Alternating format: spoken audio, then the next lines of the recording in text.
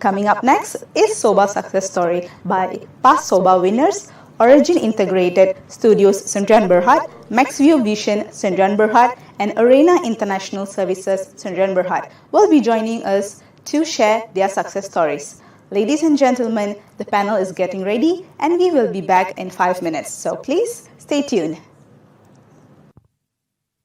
Hello everyone, we are back again to our second part of our session today.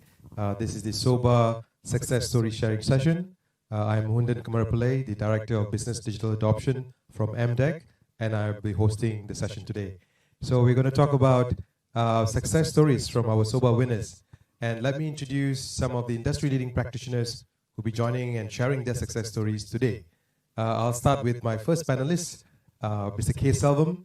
He's the founder and CEO of Malaysian cosmetic contact lens company, Maxvue Vision Sdn Bhd.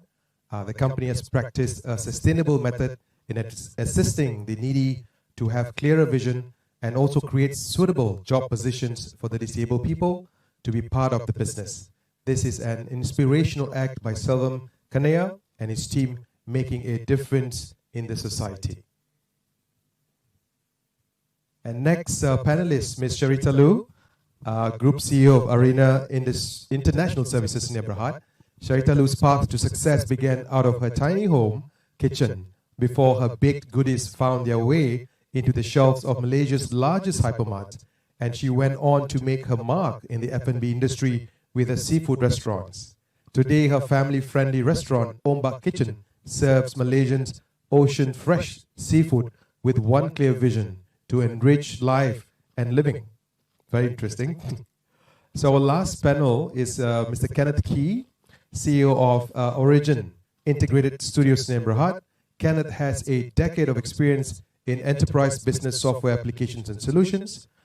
Kenneth noticed that there was a gap in the healthcare system, particularly outdated client-server-based hospital information systems, lacking in the EMR or electronic medical record and integration to systems. This led him to venture into developing modern web-based healthcare application softwares solutions with his team of passionate and talented software developers.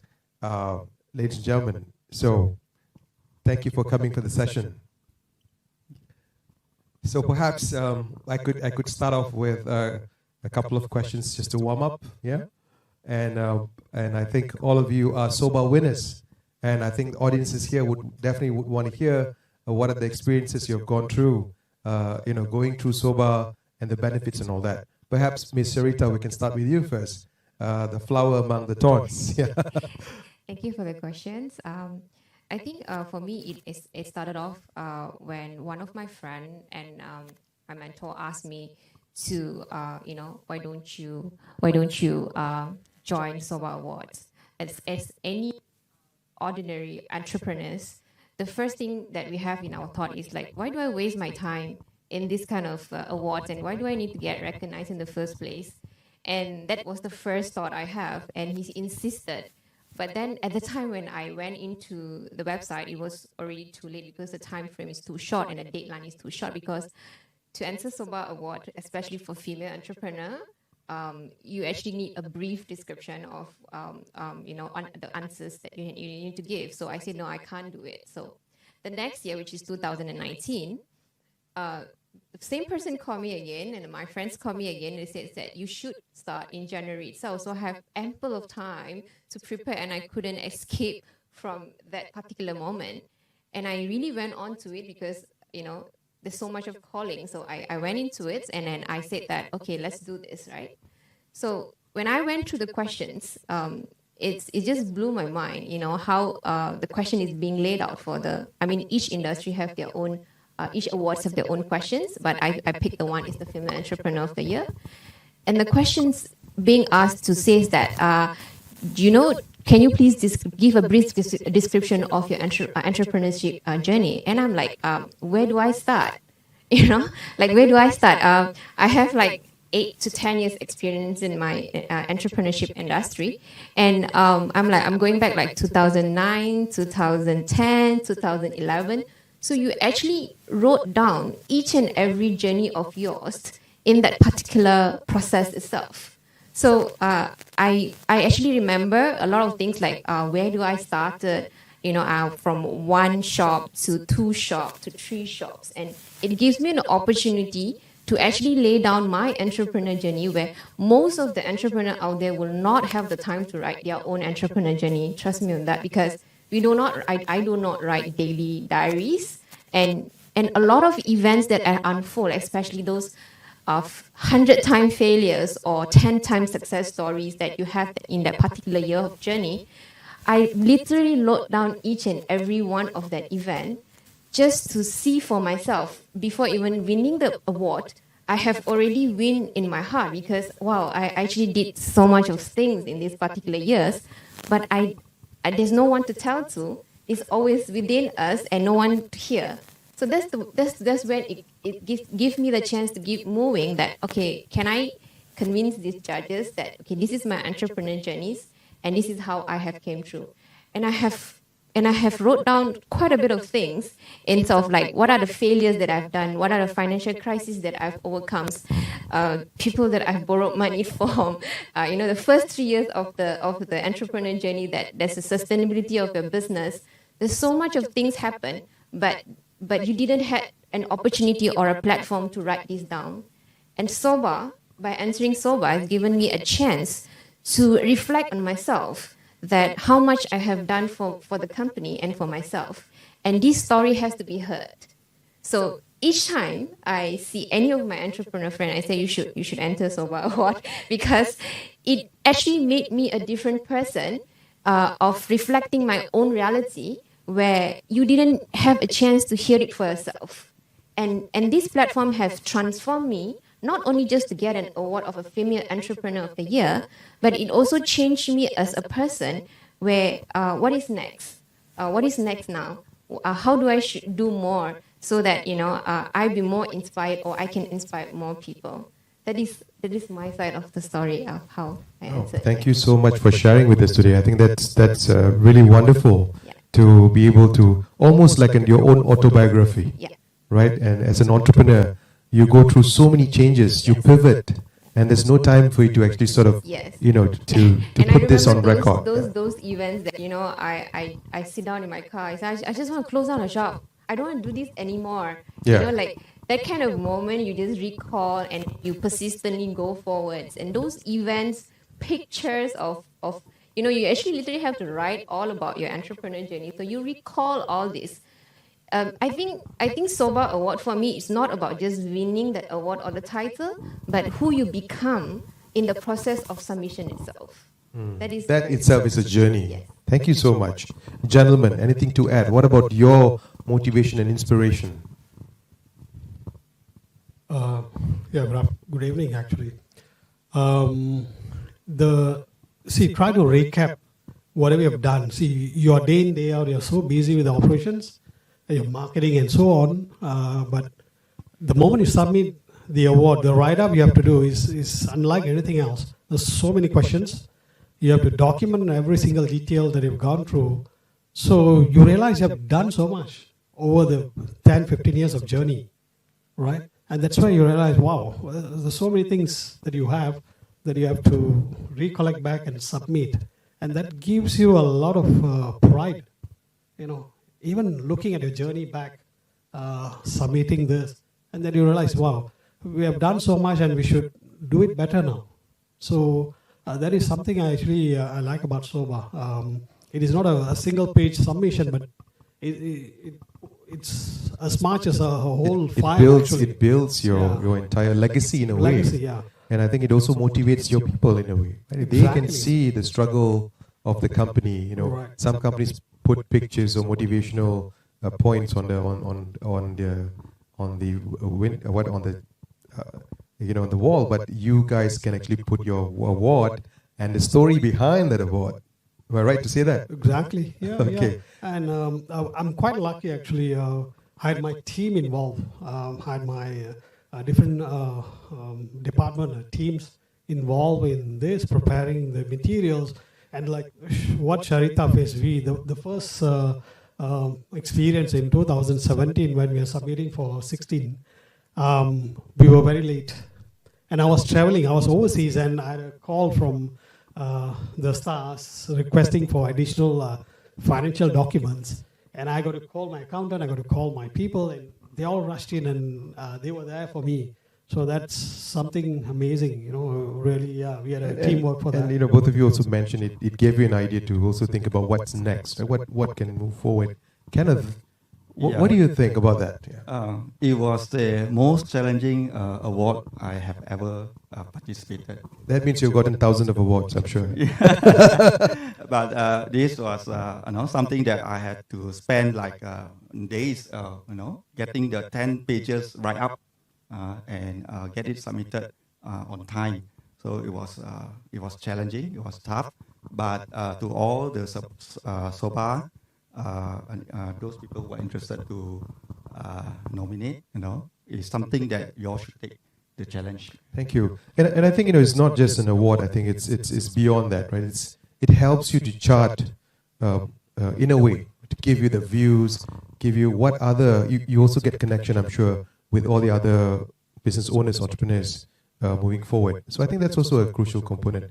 But I'd like to direct this question to Selvam. You have won beyond 1 year. So both of you have gotten winners last year, 2019. Selvam, you've won 4 years ago, right? 4 years in a row. Congratulations. So I'm sure there's more to come. But so that's a journey that you've gone through. And I think a lot of the audiences probably would want to also hear in terms of, how has Soba helped your business in terms of profiling and growth, right? How does it, in a way, how can you share the value and benefits of becoming the winner who've gone through that journey? There are many benefits. I go through the main ones. Being in the medical device business, it's not something that you can put off the shelf and sell. You're bringing a medical device, and it must be backed up by a lot of things. One of is certification, and the other one is credibility, reliability, safety, and so on. Now, we are bringing our product to close to 70 countries worldwide, particularly Europe, which is our main market. And it's not easy to convince the optical professionals to market your product, to sell our product. Winning Soba had helped us tremendously, both locally and abroad, to build up our credibility. They see Maxvue award-winning company. So that helps to brand our image further. The local optical industry had recognized Maxvue as, is not just any other local company, but it's an award-winning organization with a very high standard products and brand image. So that is the first benefit. The second is we are able to attract talents of higher quality. We said, you're joining an award-winning team. Okay, not just any company. Yeah, we are a local SMEs, but we are an award-winning team. So our standards are here. So we maintain our standards in every aspect. Our presentation, our product quality, the people we hire. So that has changed us in the last 4 years tremendously. We are very careful, paying attention to every detail when we bring out something. Our advertisements speaks for itself. So earlier we don't pay that much attention, but now when we bring out something, we are very careful. We are there. We won the Best Brand Award, Best in Marketing, Malaysian Company of the Year. So you need to have certain image there to maintain. So that actually, Soba actually have molded us into a better company in the last 4 years, that I must say. Right. So you're saying, beyond brand recognition, there's also this inspiration that you can bring amongst the team members in your organization. Yeah, definitely. I think that's really valuable. Any other stories that you wish to share when it comes to, people? I think organization today are fully dependent on people, right? They say without people, there's no company. And, so I think, would there be anything else that you would love to share with us? I think in terms of values, after winning the Soba Awards, for me personally, it was more of a transformation of a personality. The way I look at things, the perspective has changed in terms of how I should mold my organization now, and also how I put things right. So a lot more detail into it because that's how much details is needed from us when we submitted. So I learned quite a bit in terms of putting more details and more specific requirements when I work with my team, not just any other, just submit just like that. So I think for me it was more of a personal transformation. If the judges are hearing me, thank you very much for choosing me as one of the winners. You are not just given a chance of a brand, you have enhanced my brand, my business, but you also have more someone like me to do more for the community. Yeah. Fantastic. Kenneth, is there anything else you wish to share? Otherwise, we can go to the next question. Not a problem. Yeah, I totally agree with my two panelists here. So that's all I can say. It is one of the most valuable. Something to add. Yeah. Yeah, Muhu. The other immediate benefit that we had was the interest in some of the larger companies to come and invest in us. So we had received a number of invitations immediately after winning and getting a lot of media coverage from Star that helps tremendously. So it goes as far as Singapore, GLC, in fact, shown interest in investing in our company. But we were not ready. So we said, no, there's a lot of work to be done. And when we're ready, we'll definitely come back to you. Yeah. Okay, so abundance opportunities, right? Growing opportunities as well. That's great. Let's talk a bit about your business. And I think especially we can't run away from discussing today's concern, right? I think the COVID-19, the pandemic has changed the way we work, the way we live, and obviously the way we do businesses. And on that aspect, I think we would love to hear from you in terms of, how are you managing such impact, whether it was a positive or a negative impact, or it could be a combination of both. I think there's no wrong or right about this. But I think what we would really want to hear would be your views on this, as well as how do you address some of this. Maybe we can start with Kenneth first. Yeah, I'm in the business of providing software solutions to the healthcare community, basically the industry, primarily hospitals. So before COVID, we were in the projects. So the project will have to call off. Why? Because of the announcement from the government. All right. So we have to. It's a lockdown that basically we no longer able to implement our projects and our services. So I call off all my team members to work from home. Then there's nothing we can do during the lockdown. And some of the projects that basically supposed to we're supposed to get the project and we're supposed to implement, but we're no longer able to do that. All right. Some of the building industry, constructions, and all that, it was halted at that point. At that point in time. So we just we have to divert our attention, our focus. We diverted into R&D as well as clearing up our backlogs and all that. So that's what we could do. Then after the COVID, I would say after the MCO, what we could do is we were looking for new projects, but everything was delayed. I mean, decision was delayed. Most of our customers, because of the lockdown, they couldn't get foreign patients. All right, they were no longer. You see foreign patients to all our customers, hospitals and all that. So what happened at that point in time, what we could do, we can't deliver our services. We can only support through internet connectivity. All right. Just happened that there was a opportunity, overseas opportunity. All right, for us to deliver our solutions online, basically online. All right.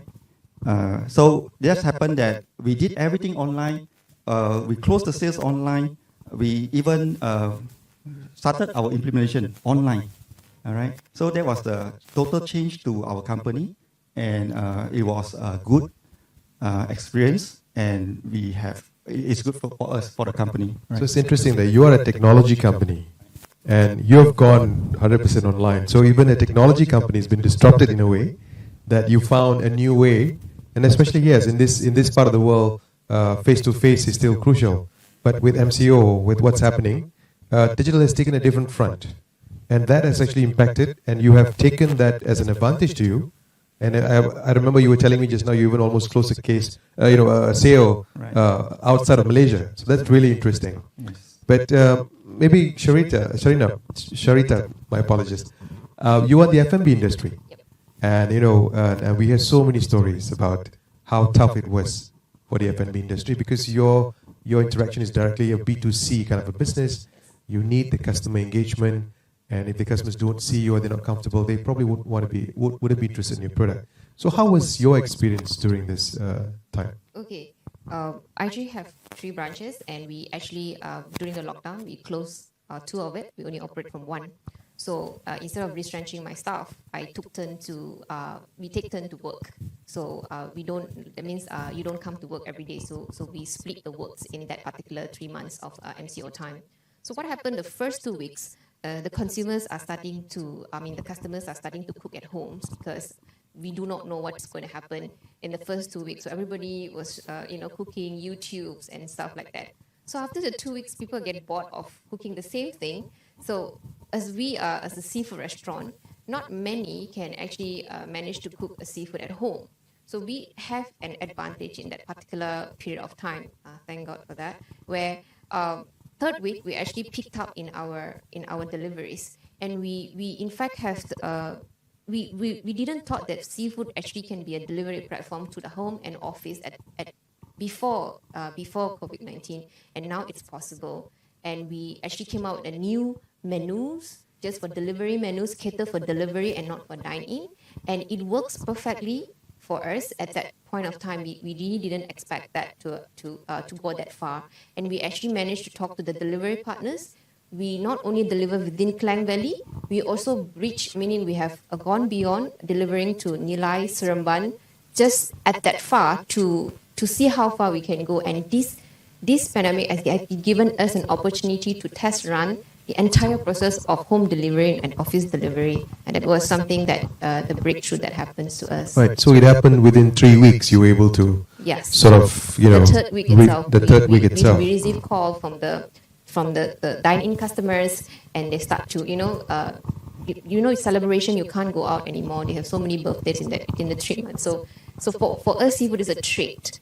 It's a treat for them. So we have return customers, especially at the time was Ramadan month. We usually have quite a bit of customer ordering from us, and that didn't stop them from ordering from us. Yeah, I think we came together in that particular manner. So just one question. So number one is how did you identify that as an opportunity, and what was the first thing you did when you realized that actually it was not a doomsday but rather just the opposite, right? On week 3. What did you do on week 3 when you realized that, look, numbers are people are calling it? So we actually, from 1 phone, we actually had 3 phones on standby, and we have 5 delivery guys. We have like 10 delivery guys on standby just to deliver within 5 kilometers to 10 Your own delivery guys? Yes. Right. So 5 to 10 kilometers, because we want to make sure there's so many other restaurants within the same range, and we want to make sure that we give the first service.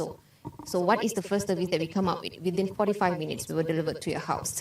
And what other things we do? We make our payment getaway faster, which means to say that, last time you call and then we take down your details. Now we do more digitalization. You pay and you get it. And in 45 minutes, the food is in your house. And we make sure that we cover more areas, not just 5 to 10 kilometers. We go up to Seremban. So this has actually give us a learning process. Like how I said just now, we do not know how is it going to be seafood in the house. We actually give them the tools, it's like the crackers and everything, like how you dine in the restaurant, but now you're dining in your house. The same experience, but it's just the venue is different. So it was a really fantastic journey that we had during 3 months of the period. Yeah. So you've truly reinvented your business in a way. Yeah. Yes. From 90% dine-in, 98% dine-in, to now is 30%. At that time was like 90% delivery, and now after COVID is 70% dine-in and 30% delivery, where we didn't had this opportunity before the COVID. Fantastic. And Selvam, share a little bit with us in terms of what was your, were there any transition or were there challenges, and how did you overcome this? Oh yeah, actually the first 2 months was a real bad impact on the business. I think we have shrunk as much as 70%, 75%. Because people are not coming out to buy their lenses, they don't visit the opticians and so on.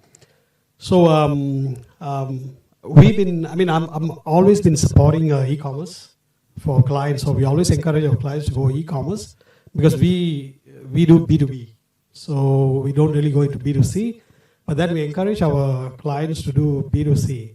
So, but with COVID, then we even emphasize more on e-commerce clients.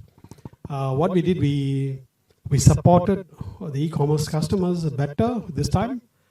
We said, you don't have to pay first. We will consign the products to you. You sell and pay us later. So that was very helpful. And then we realized something, a large part of our product actually meant for, cosmetic. We make colored cosmetic lenses, and which I actually worn for occasions, events, parties, Halloween. We are very big in Halloween products, yeah. Now with COVID, these are minimal, occasions, weddings, and all these are minimal gatherings. So we got to do something. So we realized actually we are missing out a lot on the regular prescription clear lenses. So even though we have those products now, we put a lot of emphasis on clear lenses, which people have to wear on a daily basis, whether to work or office, even when they stay at home.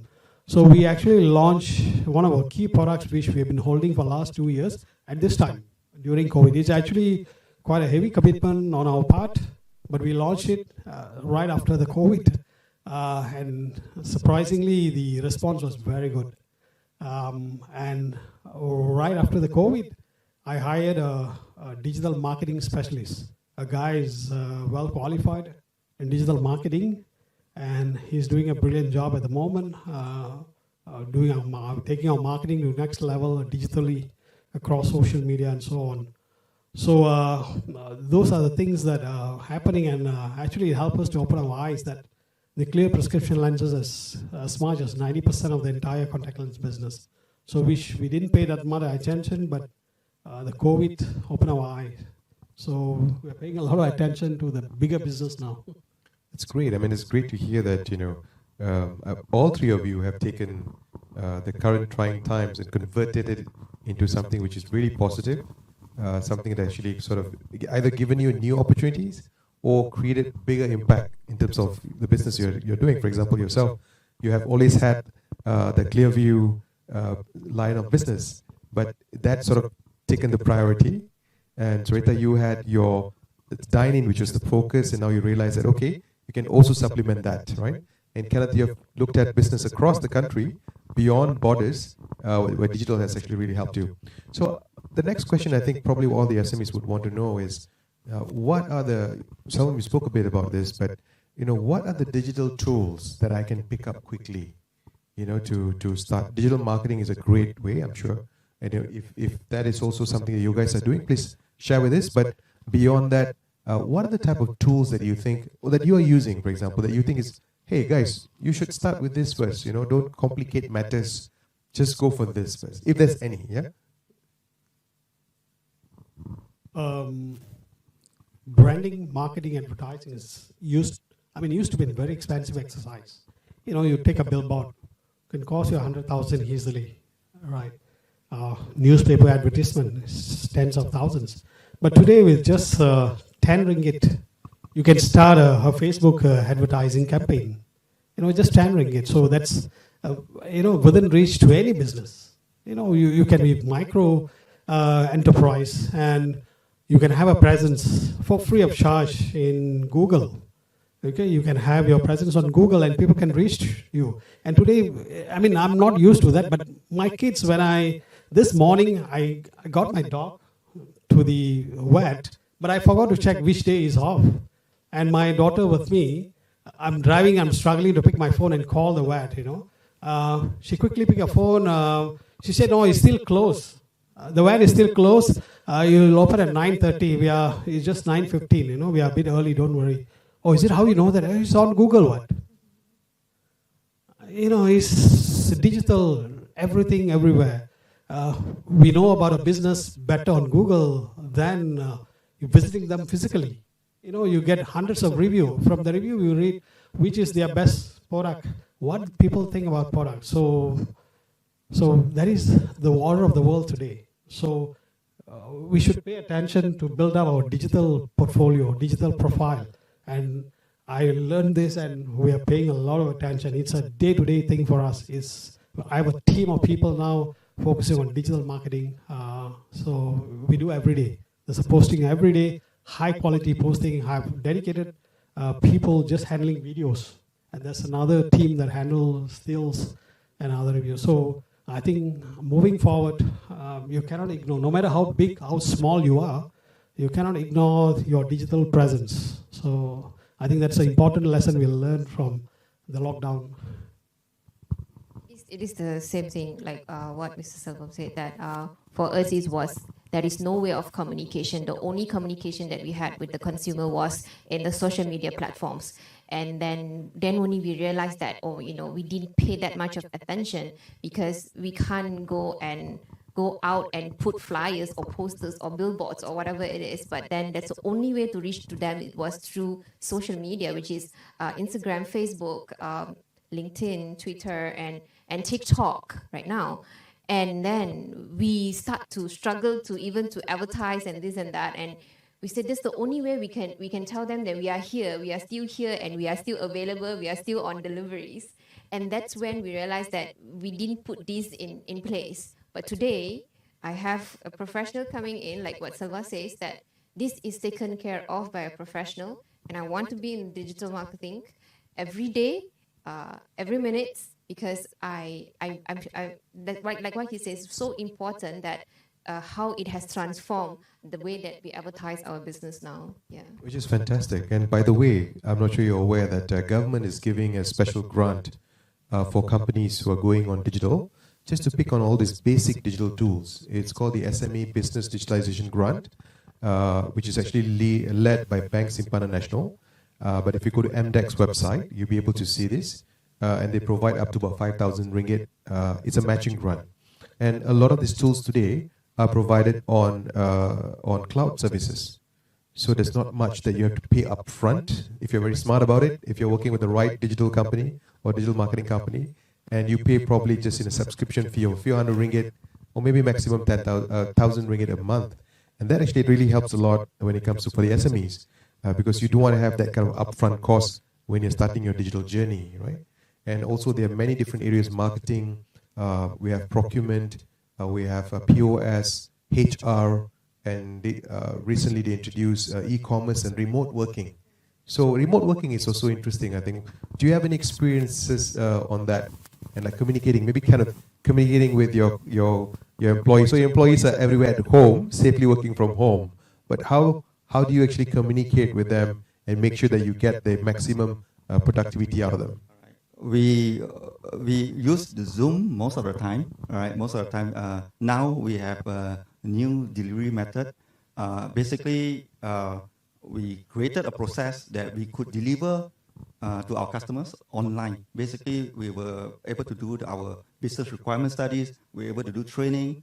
We were able to implement, install, and further, we were able to do UAT tests, and hopefully, we were able to to do the system go live.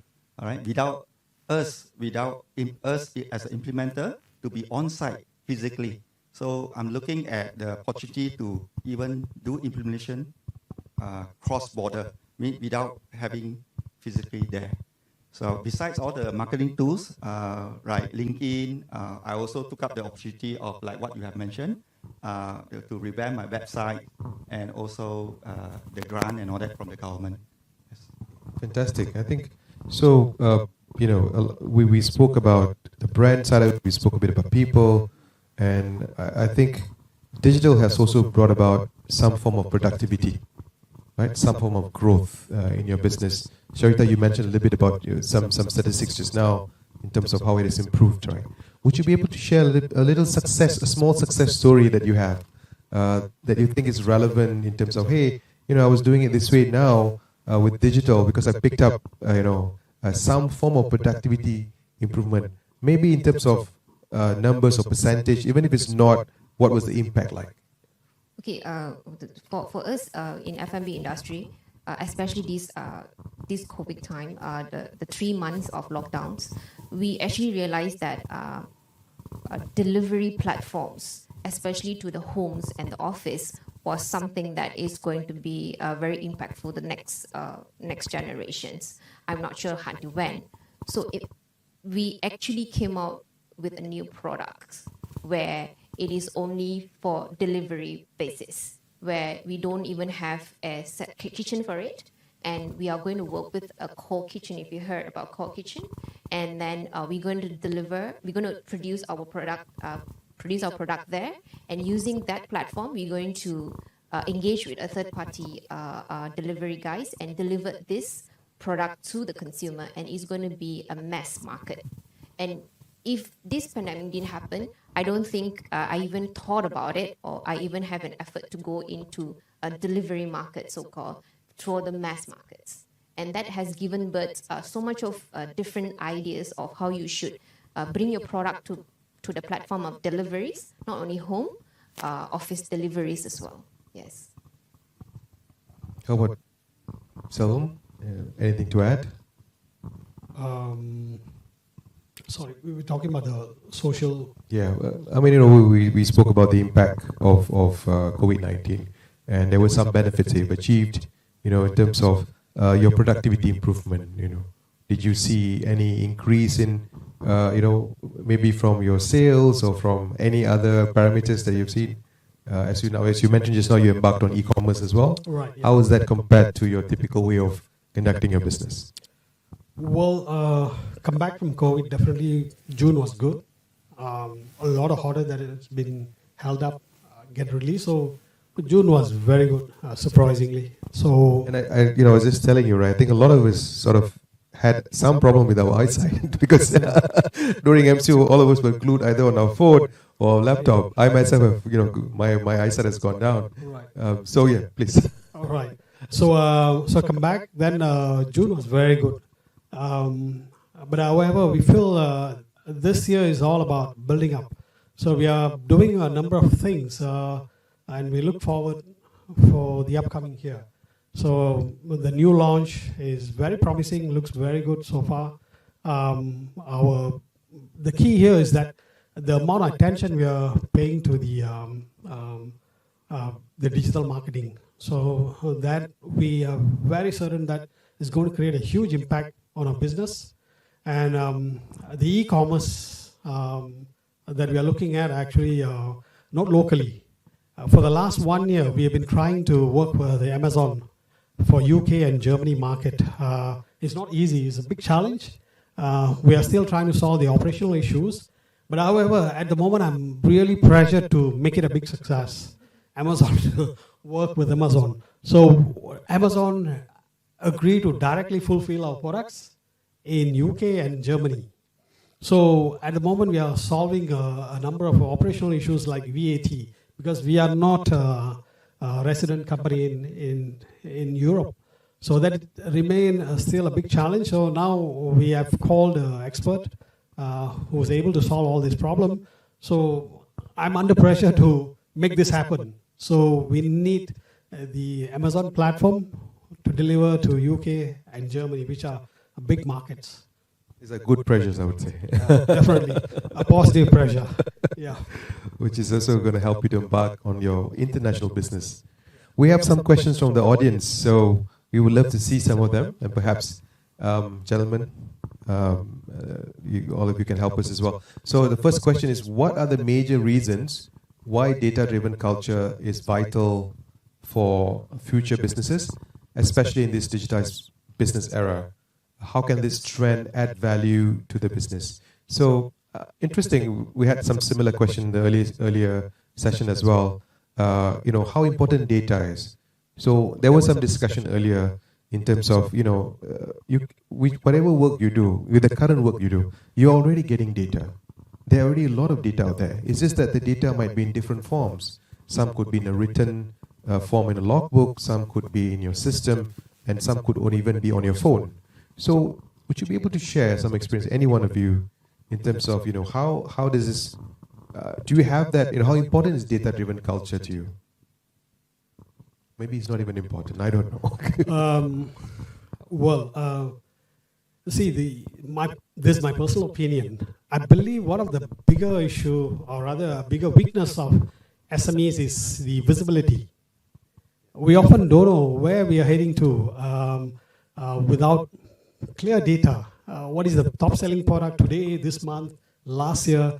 Who are the best clients? We get an overview, but to get details into that and drive the business with data is a bigger weakness of SME, where the MNC is already there. They've been all the while been having a large systems, ERP, MRP systems, and everything is in their fingertips. So they work with data and they achieve big success. So I looked into this as back as 5 years ago. In the last 2 years, I've successfully implemented cloud ERP, and I'm glad to share that this is actually in-house developed. I engaged a cloud ERP specialist and married my partner, and I formed a tech company. So it's our own solution. So we have implemented successfully in the last 2 years. The past 1 week, I have been looking through our sales and details on, because we have close to 20,000 SKUs.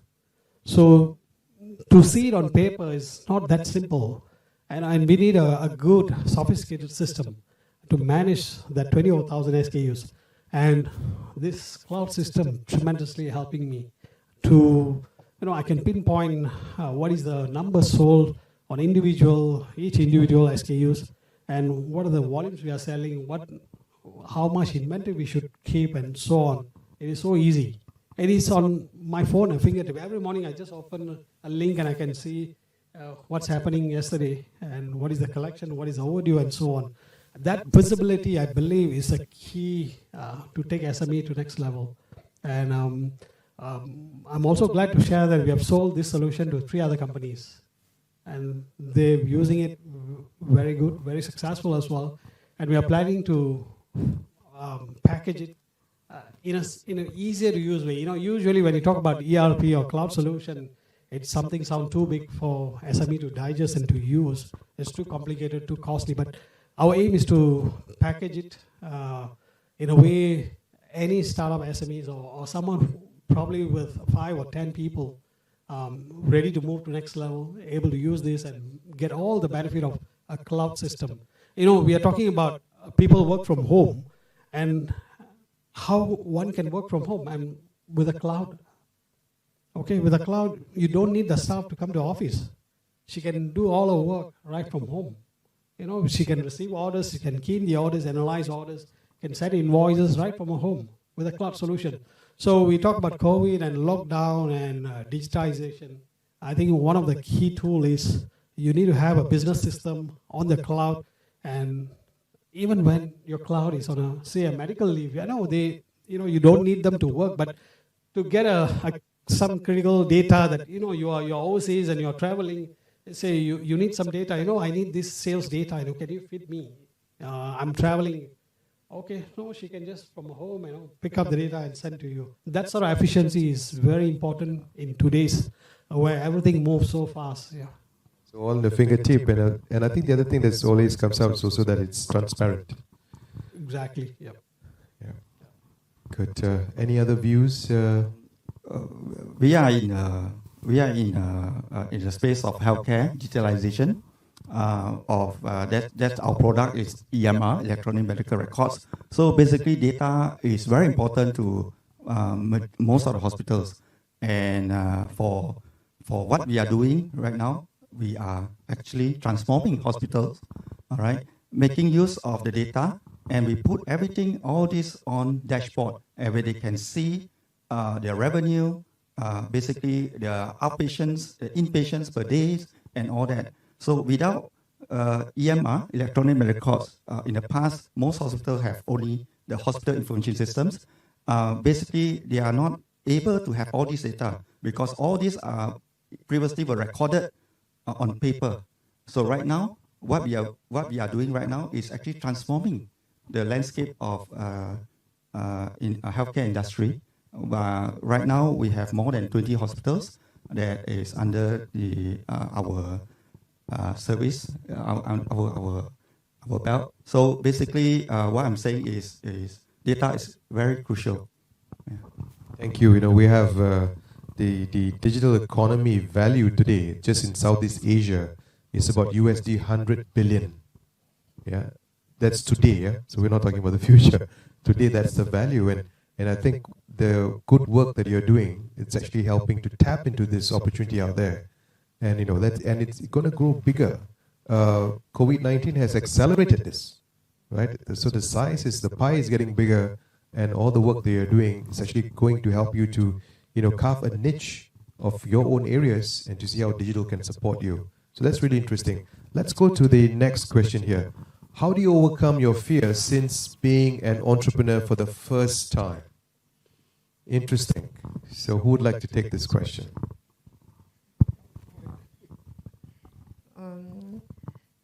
I think the first thing that you have is just to, I mean, when I was wanting to be an entrepreneur, first thing you have is to just have faith. Have faith in you, have faith in the product that you're going to launch. And beyond that is just a journey that you need to walk through without fear. I think that would be my advice. Very straightforward. Good. Any other views? Yeah. Well, I talk about fear is actually a bigger subject. I believe this, again, my personal belief, we are born on a platform of fear. We've been raised with fear all the while. Now, I also believe that you get fear in two situations, knowing too much and knowing too little about something. Okay, so don't worry about knowing everything, okay, and don't be ignorant. When you know just enough, take a plunge, and you'll get to know what you need to along the way, and you'll get used to it.